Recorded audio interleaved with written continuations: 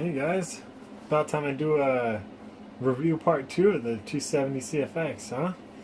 Well, let's just go at it. So as you can see, it's been disassembled a little bit, but at first I'd like to do a little bit of a recap. So, upon initial receival of the heli, I did check most of the screws and stuff, and the hardware seemed okay. So I know I didn't check every little last screw, especially around the frame and stuff like that. But I did check quite a bit of hardware. Anyways, everything seemed pretty good. Servos were tight upon initial inspection as well. I would like to say that my initial question upon some of this tail slop that I had, where I guess it's the crank, or not the lever arm, but the pitch slider. It had quite a bit of play in it, and I wasn't exactly sure why. The hardware seemed okay. I tightened it down, and then the bearings felt like they were binding or something. So I kind of just went out for my first flights and found out that my tail had a very, very bad vibe. And I came back down. I didn't do any balancing to the stock plastic blades, but I did, however, end up purchasing some switch 60mm tails, and eventually swapped those out. I can't remember how soon in that was, but I eventually swapped over to those. However, what really fixed my tail and those tail vibes was figuring out that I guess inside here there's a little brass bushing, and it appeared to be upside down, or no, it was upside down, and I flipped it around, and I guess it was pushing on the wrong side of the bearing, causing it to bind up. But I don't know why it was causing slop. Maybe it wasn't allowing it to tighten up enough. Anyways, either way, that fixed the crank slop there. However, I had called Horizon Hobby and spoke with them, and they were grateful enough, or generous enough, I'm sorry, to send me a replacement pitch guide and slider.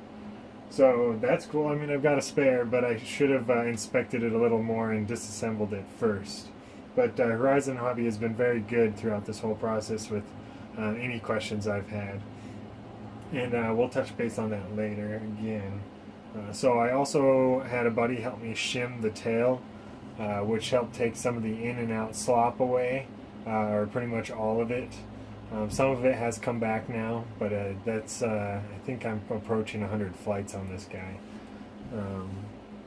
What else should I talk about? Okay, so this swash bearing upon initial inspection was also not loose per se, but I didn't think it was like super tight, and now further in it's definitely getting looser. And that, in combination with head slop, which was present upon arrival, quite a bit actually. I could take the head and wobble it back and forth upon the T, upon the top of the shaft like that, and I could also pull it up and down a little bit. And basically the hole in the main shaft here just basically seems to be a little bit too big. They should have sized that, honestly, just a little bit smaller, and it would have pulled the head down a little bit harder on the top of the shaft even. And they could have also designed the head a little better so that you could actually clamp it onto the head a little better. The reason being is, as soon as you start tightening up these follower arm bolts or screws, which actually go all the way over to the clamping side, as it is split just a little bit, it starts to bind up, and now and it feels kind of chunky. These kind of drop all by themselves now. I mean, I kind of do have to, this one drops pretty good, but anyways, at that point that's not even clamping on at all, and so there's a little bit of play in there. I will touch base on that again later, as well as I found a little bit of a solution. What else is there to talk about right now? I did get another assortment of tail blades. I don't have them out right here. Let's see if I can. Alright, so yeah, I did get some KVD blades. These are 59.6 millimeter. I got some yellow and orange ones, and I also got some 61 millimeter ones. These are the stock blade plastic ones. I'm not sure if I'll fly with those again or not. The switch ones, I'm really enjoying how they behave in flight, so I'm really just going back to them. I did fly with the 61 millimeter KVDD tails for quite a number of flights there, and they did perform very well. The 59s performed well as well, but they had a little less authority. Alright, so I think that's about all I really saw upon, or wanted to recap on, really, things I saw upon initial inspection. So, I mean, I continued to fly it, wow. So I continued to fly it, and I loved it. I've got plenty of flights logged now, and I honestly think the power that the stock motor here is far beyond enough, because a lot of people I've seen online that are very talented pilots have basically punished it, and it holds pretty good. Also like to say that the AR7210BX also has been performing very well. I didn't do too much to it. I tuned the tail gain a little bit just to get it to soften up because it was oscillating. But other than that, I've even softened it up a little further now because I've done some speed passes and wanted to just kind of dull down the tail a little bit. But I didn't do really any other tuning. Now, as you see in front of me, there's a 3-digi, and I've decided to sell the AR7210BX and get a 3-digi. I want some Bluetooth capabilities and also the other spectrum of tuning capabilities that this guy has. Also, any possibly free updates that will be coming in the future, such as like auto recovery or panic recovery and other things. So looking forward to that, and everything else I've heard about the 3-digi so far has been pretty dang great. So I'm very, very, very excited about that. As you also might notice, if you've got a keen eye and you don't know already, this heli's been stretched, so it's no longer a 270. I decided I was fed up with not having any blade options, so even though I've still only got one size at 325, I still decided to stretch to 325. There's lots of 325 blades available. Rails are the next on my list that I want to try. Just because I know my buddy really loved his set of rails that he had for his 180 CFX, a much smaller heli, but he still really loved the way they flew. He did crash them, and I can't remember if he completely broke them or what exactly happened, but I think they did get damaged. In the process of stretching, I just grabbed some 360 CFX booms and cut it to length, I think 373 millimeters in length, and then I went ahead, I forgot to grab the proper rod, and but I had some carbon fiber tube in hand, and so I basically cut the rod and extended it with the tube, and used some IC2000 glue to make that pretty solid connection. I've flown with it many flights. I'm not worried about that failing at all. However, I would not suggest to do it that way. I would just grab one solid piece of carbon fiber rod for your tail push rod, and you could probably just grab the one that's used for the 360 and shorten it up, or maybe even grab the one that's used on the 450X. and that might be the appropriate length anyways. So I did that, and then I also grabbed the Tarot 535 tooth tail belt, and then I also grabbed some Gens Ace 6 cell 1200 milliamp hour 40C packs. I thought these would do very well, as I wanted larger flight times, more power available, and also I knew I was just going to be able to fly with a larger battery when I stretched it up, although I do want to keep the weight down as far as possible.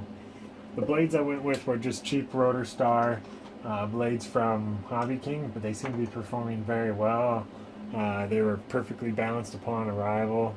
Been enjoying them. My buddy really liked his 360 size Rotor Star blades, so I decided to just snatch these up, because if I didn't like the stretch, I could just say I didn't waste too much money on it and go back to the 270. But I really don't know if I'm going to be going back down to the 270, because I really love how the 270 is stretched up to 325. However, there's a lot of other people out there that have already owned 450 class helis, so they're going to be right around that 325 size, and you know, they might already have them, so they don't really see a reason to stretch the 270 if they own a 270 and a 450X already or something like that. They'll just leave the 270 as a 270. However, I do have a poll going right now, and there's lots of people saying that this doesn't even have a place in their fleet, and that's usually the case when they already own a heli of similar size, such as the Oxy 3. And I don't see people saying that this is a bad heli at all. The 270 is actually very, very performance oriented, and it can also be set up in trainer modes and fly very soft if you want it to. So for anyone looking to just step it up from any size heli, this isn't a bad idea. But if you want something that's going to feel large, this isn't a feel large heli by any means, even stretched up to 325. You're really just going to have to go up to a 500 class 550 heli in order to get that feel large type and good auto rotations and stuff like that. What else should I cover here? Well, I'm rebuilding it currently. I'm going to do some bearing swaps, reshim and stuff like that of the main shaft. Everything else feels really good. I did find some washers. They're 2mm washers. I don't know how thick they are. A proper shim would be best, but this is just about 5mm in diameter, just shy. And so I set it on top of the main shaft and put the head back on, and that's just enough of a rise to pull the Jesus bolt a little tighter in there. So that main head bolt now has less slop, and the head's a little tighter. I know it's not the proper way to do it, but honestly, right now I just wanted that head not to be popping up and down, even if it's only 0.5 millimeter. But that was just bugging me a little bit, and after I get this thing set up again, we'll go fly it with that washer underneath the head or above the shaft there, however you want to say it, and we'll see how it does. If I start seeing damage or the head bending or something due to some odd pressures that are being put on just the very top, I will probably take that washer back out, or honestly, I'm probably going to end up ordering up the Tarot 480 or whatever, the 450 Pro DFC head, the orange or black, I don't know, either or. One of them clamps down, and I'm going to get the one that clamps on good, and it gets rid of the follower arms, and we'll see how that performs. If that's just horrible for some reason, or if it doesn't fit the main shaft, I believe it will though, then I'll have to go back to the blade head and figure out a way to just increase the diameter of the main shaft ever so slightly. I tried with tape and I couldn't slip the head on, but I gotta be able to get that slop out of there a little bit, or I'm just not going to be finally or ever completely happy with this heli. But I should be able to work that out, especially hoping that Tarot clamp on DFC head would work good. The servos are now showing some slop. As you see, one servo's not there. I disassembled it, 180 a couple of the gears, and especially that main final gear, and it seems to have tightened it up quite a bit. I might end up doing that to this one as well, as it's got a little bit of play, but much less than the other one had. I also am in designing a full fuselage for this guy. It will be in fiberglass. I'll leave it white at first, and I'll fill it with some LED lights. It's part of my capstone project for my senior graduation, whatever, capstone class in my electronics major. So that'll be pretty fun. If I can work it out, right now it'll basically cycle through some RGB colors, but I've got a step from 3.3 volts digital, or 3 point whatever it actually is. I believe around 3.3 volts digital from the Arduino Nano up to 12 volts to actually run the RGB strip. Now, how I plan on doing that will be some solid state technology, which I won't cover right now. And anything else? So yeah, I messed with some skids. I probably won't be using those big white dorky skids anymore, unless I don't know, I just, as soon as I took them off, because I had a pretty funny incident once where I forgot to put the screws in the skids. Well, how it happened was the screws were waiting. The skids, this clamp here was in, the center plate, the bottom plate was in, everything, but the screws weren't in, and the skids were sitting on the bottom, and the screws were in the skids, screwed into these silver plates or silver brackets, and I don't know how it happened, but I ran home, so excited to fly, grabbed the heli, threw it in my duffel bag, went out, managed to get through 1.5 flights. And in the middle of a TikTok, there goes the landing gear. Poof! Woo! And it was pretty funny. I ended up landing in the snow, propped the heli upright, and did just fine. But, man, had a good laugh about that. I probably won't be going back to those skids nonetheless. And I've done some carbon fiber basic little T-skids that I'll be using. And this is one of the examples, and I've had it underneath here, and it worked pretty great. Nice and low profile. Also, I've been modeling the entire heli up in SolidWorks, and so I might end up having the entire bird modeled up in SolidWorks. Now, I might need someone else's help, but someone out there might be able to help me get this thing into real flight, and that would be pretty sweet. And I would actually do it up as a 270. I think more people would enjoy seeing that rather than the stretched, but I could do both, because obviously not going to be too difficult to modify that in SolidWorks, just a couple extensions, blah blah blah. Last thing here, actually but not least, is you see the 3 motors. Well, I wanted more power when I stretched up to the 325, and my buddy sold me this 450 MX here for cheap, and I slapped it in. It's been performing all right, but it's just a little bit on the heavy side. I have yet to weigh this though. Let's do that right now. Alright, well, a little camera issue there. It stopped recording, I guess, at some point. Well, like right before I weighed this motor here, which turns out to be 72 grams with the pinion on there. The stock motor is 52 or 54.6 with the pinion on there. Without the pinion on this 460 MX, it is 89.4 grams. Anyways, I'll just recap real quick what I was finishing saying. Nothing real important, but bottom line, I'm just experimenting here. Who knows if this motor is going to work out great. It's 1950 kV. Now I have one in between an 1800 and a 2350. I really just don't like running small pinions, or at least 11 tooth. It didn't seem to be wearing on the main gear too well, and I don't know if it's the type of pinion or the brass pinion or what, but it just didn't seem to be wearing very well. And hopefully more teeth in contact with it at once would be a better deal, right?